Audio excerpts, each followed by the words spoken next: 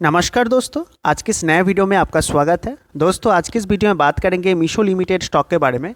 तो अगर स्टॉक का करेंट प्राइस का बात करें तो स्टॉक का करेंट प्राइस 205 रुपीज़ है। एंड आज के ट्रेडिंग सेशन में स्टॉक में 5 to 6% का एक ज़बरदस्त गिरावट देखने को मिलता है।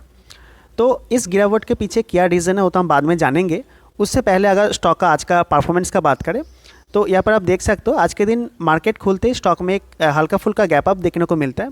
एंड गैप अप के बाद एक स्ट्रेट अपसाइड का मोमेंटम होता है। एंड कहीं ना कहीं स्टॉक 227 रुपीज़ का कुछ हाई मारता है। एंड देन वहाँ पे बहुत देर तक स्टॉक यहाँ पे आप देख सकते हो साइडवेज था। एंड साइडवेज के बाद स्टॉक में एक एंड में कहीं ना कहीं स्टॉक में एक फ्रेश सेलिंग देखने को मिलता है। तो एंड अगर स्टॉक का रिसेंट परफॉर्मेंस को देखोगे तो लास्ट 5 दिन में स्टॉक में 14% का अपसाइड मोमेंटम दिखा है। एंड अगर लास्ट एक महीने का बात करें तो लास्ट एक महीने में स्टॉक ने 35% का एक ज़बरदस्त रिटर्न इन्वेस्टर को बना के दिया है। तो इस वीडियो में क्या डिस्कस करेंगे, तो पहले हम डिस्कस करेंगे कि कंपनी का जो कल के दिन आई थिंक कंपनी का Q4 का रिजल्ट आएगा तो रिजल्ट कैसा हो सकता है, तो उसके बारे में थोड़ा सा डिस्कशन करेंगे। एंड देन टेक्निकली देखेंगे कि स्टॉक कहाँ पर सपोर्ट एंड रेजिस्टेंस ले सकते हैं, कहाँ पर फ्रेश बाइंग हो सकता है, कहाँ पर प्रॉफिट बुकिंग हो सकता है, उसके बारे में थोड़ा सा डिस्कस करेंगे। तो चलिए वीडियो को स्टार्ट करते हैं।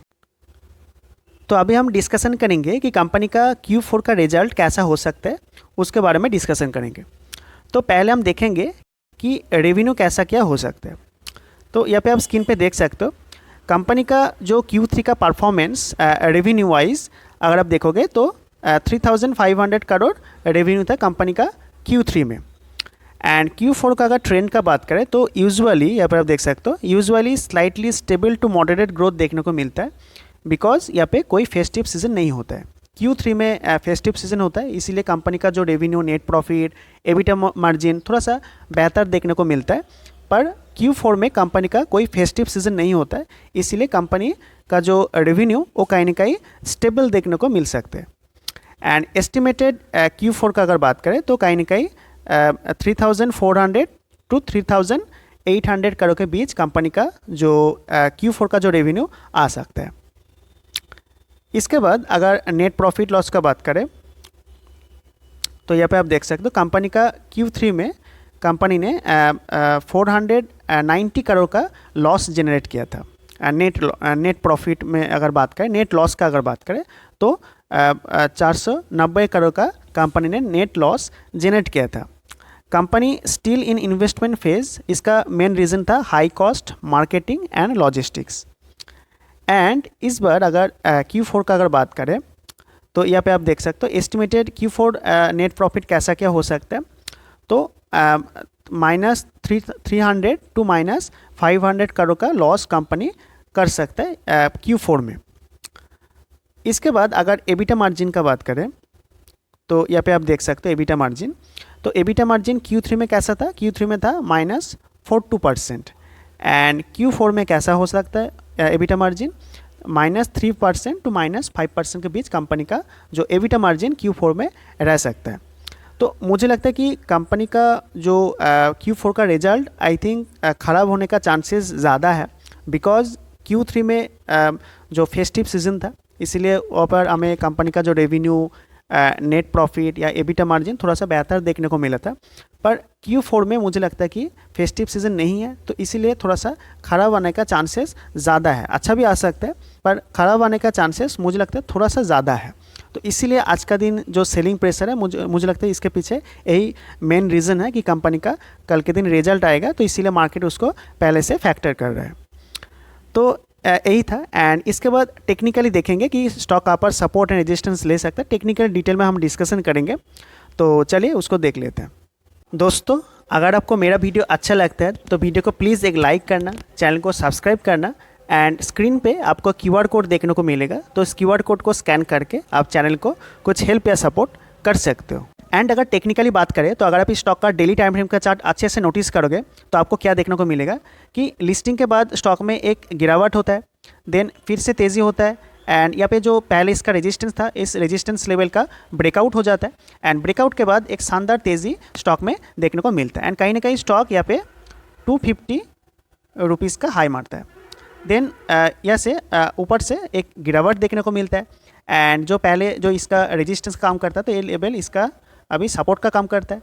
तो यहाँ से थोड़ा सा ऊपर जाता है स्टॉक, फिर से एक गिरावट होता है एंड यहाँ पे जो इसका सपोर्ट था वो ब्रेक हो जाता है एंड फिर से स्टॉक में ऊपर जाता है। यहाँ पे फिर से रिजेक्शन लेता है, फिर से नीचे आता है, फिर से ऊपर जाता है, फिर से उसी लेवल पे स्टॉक ने कहीं ना कहीं रिजेक्शन लेता है एंड फिर से एक शार्प सेलिंग स्टॉक में देखने को मिलता है एंड कहीं ना कहीं स्टॉक इस बार 125 का लो लगाता है एंड फिर से स्टॉक में एक तेज़ी देखने को मिलता है एंड फिर से उसी जो जोन है, उसी जो रेजिस्टेंस जोन है, उसी लेवल पे स्टॉक रिजेक्शन फेस करता है एंड फिर से एक करेक्शन देखने को मिलता है। देन फिर से स्टॉक में एक अपसाइड का मोमेंटम होता है। इस बार कहीं ना कहीं स्टॉक ने इस पर्टिकुलर जो रेजिस्टेंस लेवल है उसका ब्रेकआउट दे देता है। तो ये जो लेवल है, ये लेवल है 176 रुपीज़ का लेवल। तो ये जो लेवल मल्टीपल टाइम स्टॉक के लिए सपोर्ट एंड रेजिस्टेंस का काम किया है एंड इसी लेवल के ऊपर स्टॉक ने ब्रेकआउट दे दिया एंड यहाँ पे कुछ पॉजिटिव पॉइंट है, जैसे कि जो ब्रेकआउट कैंडल है वो ब्रेकआउट कैंडल बहुत बड़ा साइज़ का कैंडल बना है। यहाँ पे जो ब्रेकआउट कैंडल है एंड ब्रेकआउट के बाद वाला जो फॉलोअप कैंडल है, तो कहीं ना कहीं वो जो कैंडल बहुत बड़ा है, एक मारुबुजू टाइप कैंडल बना है एंड मारुबुजू कैंडल का जो खास बात है कि जो विक कम होता है एंड बॉडी ज़्यादा होता है, तो स्ट्रेंथ है एंड चांसेस है कि ये जो ब्रेकआउट है वो सस्टेन हो सकता है। एंड सस्टेन होने के पीछे और एक कारण है कि ये जो ब्रेकआउट कैंडल है, यहाँ पे जो ब्रेकआउट कैंडल है, इस ब्रेकआउट कैंडल का वॉल्यूम बहुत ज़्यादा है। आई थिंक जो ब्रेकआउट कैंडल है उसका वॉल्यूम है 150 मिलियन का कुछ वॉल्यूम है एंड उसके बाद वाला जो कैंडल है जिसको फॉलोअप कैंडल बोलते हैं, तो उसका कैंडल ब्रेकआउट कैंडल से भी ज़्यादा वॉल्यूम है। आई थिंक 195 मिलियन का कुछ वॉल्यूम है जो फॉलोअप कैंडल का वॉल्यूम है। तो वॉल्यूम बहुत ज़्यादा है एंड इससे पहले अगर ये जो यहाँ पे जो मोमेंटम हुआ है, यहाँ पे जो अप डाउन का जो मोमेंटम हुआ है, इस टाइम पे वॉल्यूम एकदम ड्राई था एंड यहाँ पे सडनली ये जो ब्रेकआउट है, इस ब्रेकआउट कैंडल में वॉल्यूम बहुत ज़्यादा है। तो ब्रेकआउट सस्टेन होने का चांसेस मुझे लगता है ज़्यादा है, पर कहीं ना कहीं स्टॉक ने ब्रेकआउट तो दिया है पर ये जो रिटेस्टिंग का जो प्रोसेस है उसको कंप्लीट नहीं किया एंड ये रिटेस्टिंग कहीं ना कहीं हो सकता है।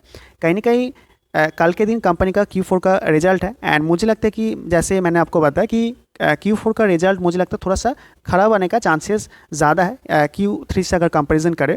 तो मुझे लगता है कहीं ना कहीं स्टॉक एक नीचे का मोमेंटम दिखा सकता है, डाउन साइड मोमेंटम दिखा सकता है एंड यहाँ पे जो इसका जो मेजर जो सपोर्ट है 176 लेवल तक कहीं ना कहीं स्टॉक देखने को मिल सकता है।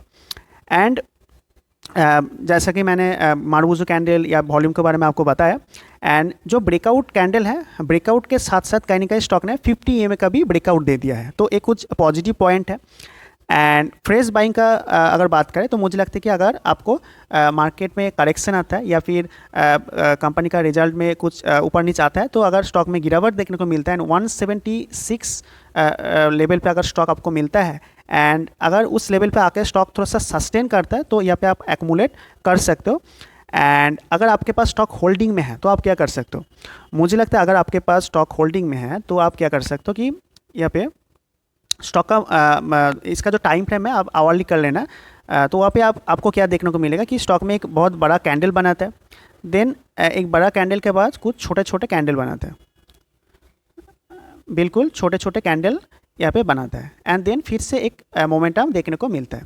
तो आप क्या करना कि आपका अगर आप 176 लेवल पर आपका एक्यूमुलेशन आपका एवरेज प्राइस है, तो जैसे एक मोमेंटम होगा देन यहाँ पे कंसोलिडेट करेगा, देन आप अपना जो स्टॉप लॉस है एक कैंडल के बाद इस मोमेंटम के बाद आप अपना स्टॉप लॉस इस लेवल पे रख देना। देन जैसे एक मोमेंटम कैंडल के बाद फिर से स्टॉक साइडेज होगा, तो आप अपना जो स्टॉप लॉस है इस पॉइंट से शिफ्ट करके इस पॉइंट पे कर देना। तो इसको बेसिकली स्टॉप लॉस ट्रेलिंग बोलते हैं। तो आप इस स्ट्रैटेजी का अप्लाई करके आप अपना जो लॉस को है उसको मिनिमाइज़ कर सकते हैं एंड प्रॉफिट को मैक्सिमाइज़ कर सकते हो। एंड इसके बाद अगर प्रॉफिट बुकिंग का बात करें तो मुझे लगता है कि जो नियरेस्ट उसका स्टॉक का रेजिस्टेंस है वो रेजिस्टेंस है 250 लेवल पे इसका रेजिस्टेंस है, जो इसका ऑल टाइम हाई भी है 253 इस कुछ इसका हाई है। तो इस प्राइस पे जब स्टॉक जाएगा तो आप कुछ प्रॉफिट बुकिंग कर सकते हैं, एटलीस्ट 50% प्रॉफिट बुकिंग कर सकते हैं एंड रिमेनिंग आप होल्ड कर सकते हो। एंड और एक कॉन्सर्निंग पॉइंट है कि कल कंपनी का Q4 का रिजल्ट है एंड जैसा कि मैंने आपको बताया कि कंपनी का रिजल्ट कुछ ख़राब आने का चांसेस है। तो आप क्या कर सकते हो, कल के दिन आप अपना कुछ प्रॉफिट बुक कर सकते हो। बिकॉज मुझे क्या लगता है कि कहीं ना कहीं स्टॉक में कंपनी का रिजल्ट खराब आएगा, एंड कहीं ना कहीं जो इसका जो रिटेस्टिंग प्रोसेस है वो भी स्टॉक कंप्लीट करेगा, एंड स्टॉक 176 रुपीज़ तक आ सकते हैं।